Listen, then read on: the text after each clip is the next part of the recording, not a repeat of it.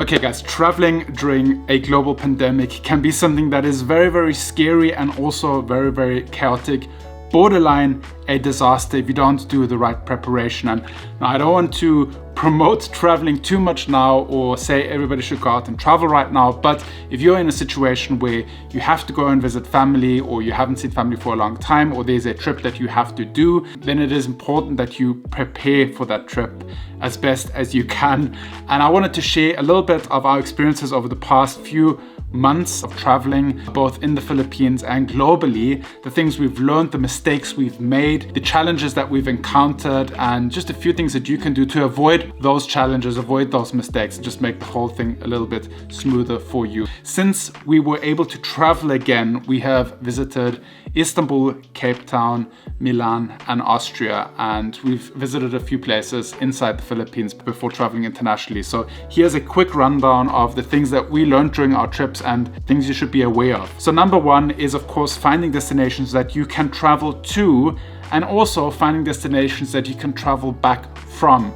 So it's a two-edged sword. For one, you need to know which countries will accept you as a traveler from a different country, and also does your country accept you coming back again. Wow, just got a lot brighter out there. There's a few websites you can visit to do that research. One very good website is always the embassy of your country. So if you're traveling from the Philippines, maybe looking at the Philippine embassy in South Africa, or if you're traveling to Austria, the same thing. A lot of embassies have a lot of very current, up-to-date information, so you can see that. There are also some third-party websites, like if you're traveling to Europe, there is a website called Schengen Visa. I will link it in the description box down below, that also have a lot of very up-to-date information where you can find out, can I travel there, and also can I travel back once the journey is over. The next thing is to research not only in general the travel restrictions of that country, but also the region, city that you're traveling to, and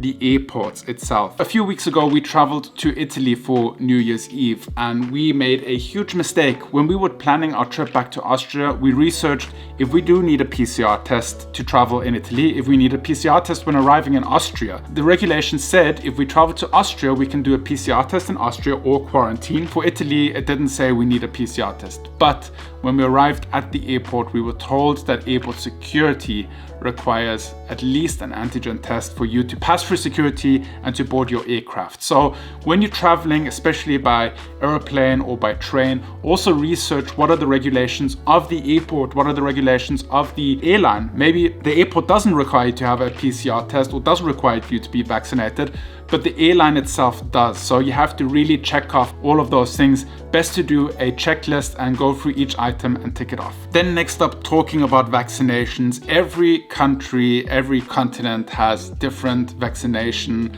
documents that you might need. And it is very important that you check if your vaccine documents fulfill the minimum requirements of each country. For example, there is a European standard for vaccination passports or vaccination documents, and I think our vaccination documents that we received in the Philippines would have not been valid here, but we did get a WHO international vaccine passport, which is applicable here in Europe and can also be converted to a local proof of vaccination. So really make sure what's inside your vaccination passport and what is the requirement of the country you're traveling to. Then another mistake that we made that cost us a ton of money, it is researching places you can do PCR and antigen tests in the destination country before traveling there. When we flew to Italy, the cases just started rising and a lot of the antigen tests were sold out in pharmacies, and the PCR test turned out to be incredibly expensive. We paid around 120 euros each for a PCR test, and we had to additionally take an antigen test. Research where you can do a PCR test, how much it costs, if they are maybe, the light keeps going up and down. That's Austrian weather for you. So research before you fly, and you can do a budget so you know at least how much is it going to cost to do a PCR test or an antigen test. Which are the cheapest locations? Can I maybe get it for free? Is there an option where it's subsidized? Do your research before you fly. Use local government agencies to do your research, and that way you can avoid the problem where we paid an incredible amount of money, and we also missed our flight because we didn't have a test. So those are things that you can learn from our mistakes. Then when it comes to traveling itself, there are a few things that you should consider. The one thing is masks. Some airlines have special requirements on what type of mask you need to have. Some countries have special requirements on what kind of masks you need to wear. Like Austria, they require you to have FFP2 masks. Airlines require you to have surgical masks. Some airlines are different. When we flew with Turkish Airlines during the security check, they told us to change the mask every 4 hours on the long haul flight. We were very happy to see that they did provide the correct masks that you need. But if you do your research beforehand and find out which masks are required on that flight, you can get masks that are gonna be comfortable for you. It's gonna have the right size. You don't want to be stuck in a long haul flight with a mask that is a little bit too tight, because it can get quite painful around your ears. We always like to bring alcohol wipes to wipe down our chairs and any surfaces we come in contact with. It's just good practice. This we have done already before this pandemic. We always had alcohol wipes to clean our chairs, because we know we are in the travel industry, and we know how many people travel each day per plane, per train. So we always wanted to keep everything very hygiene for us, just to stay healthy. We made another huge mistake when we were leaving the Philippines. We brought our alcohol bottle with, and during the security checkpoint they told us this is over 100 milliliters, you cannot bring this with on your journey.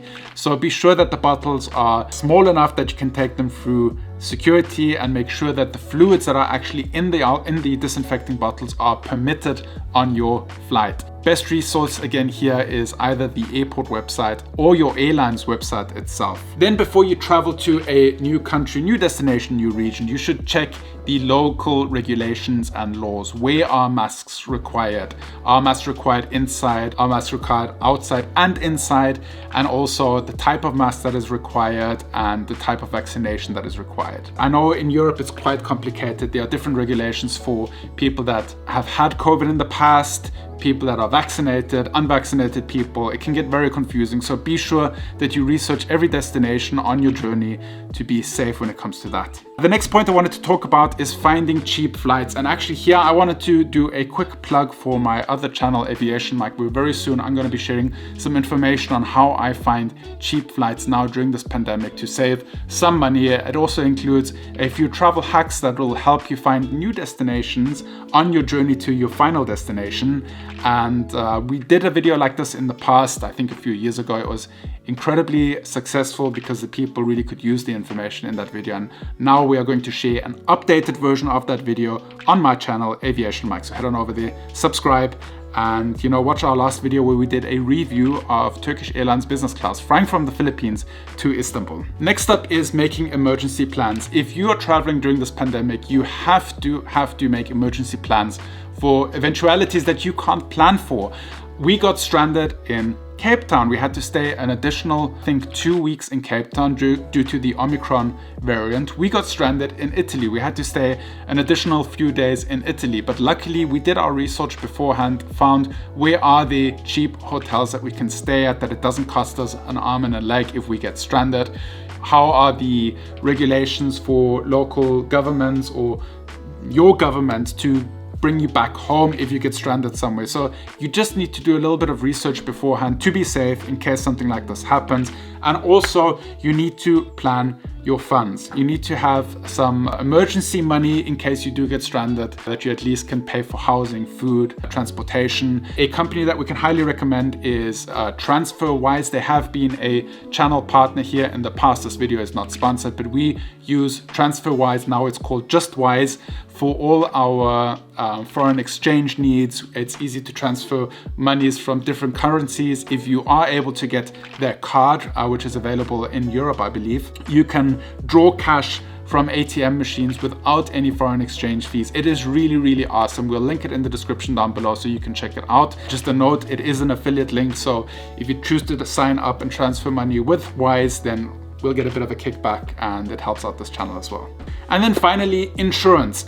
A new trend that we see traveling is that countries will require you to have an health insurance that will cover you in case you get infected with COVID and you have to be hospitalized or you have to visit a quarantine facility. They require you to have a certain amount of money available through an insurance. And we can highly recommend the insurance that we used in the past, which is Safety Wing. They have either a remote health plan that covers you if you live in a different country than the country of your citizenship, and they also have a nomad insurance that covers you for traveling around. The nomad insurance has a very low price to sign up for it, and it's very flexible, so you can sign up for a month and then cancel it after that, or you can just keep it running for any eventualities, or if you know you're going to be traveling in the future. So you'll find all the details of the coverage of Safety Wing in the description box down below. Again, this is not sponsored by them, but the link in the description is an affiliate link, so if you sign up, you're supporting us here on this channel. If you have any other questions that you'd like to ask us, please leave them in the comments down below. These 10 points were the 10 most important points I could think of right now, but if there are more questions, if I see there are more questions in the comment section down below, I might do a part 2 of this video just to address those questions. But also, whenever we publish our videos, we are in the comment section for at least like 20 minutes replying to your comments. So now's the time to do it. If you enjoyed this vlog, if you found some benefit by watching this vlog, be sure to give it a thumbs up. If you know of any friends, families, work colleagues that have to travel in the near or far future, please do send this video on to them. Subscribe to my channel, Aviation Mike, where I'll be giving some more insights on how to travel cheap. And thank you for watching. I'll see you guys tomorrow, same time, same place. Remember to stay awesome, be positive, and make it happen. Bye-bye.